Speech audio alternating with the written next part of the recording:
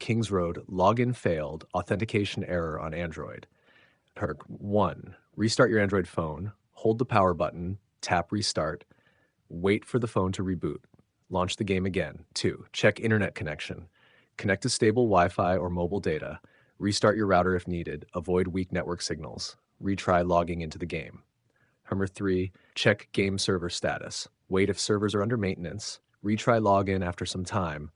Avoid peak server hours if possible. 4. Clear game cache. Open settings, go to apps, select Game of Thrones Kingsroad, tap storage, press clear cache, restart the game. 5. Clear Google Play Services cache. Open settings, go to apps, Google Play Services, tap storage, press clear cache, restart your phone.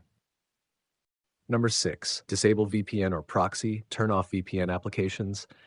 Disable proxy settings, restart internet connection, launch the game again.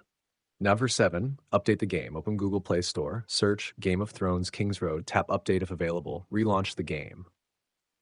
Number 8, update Android system, open settings, go to software update, tap download and install, restart device after update. 9, relog in to Google Play Games. Open Google Play Games, sign out of your account, sign back in again, launch Kingsroad and retry login. Number 10, reinstall the game.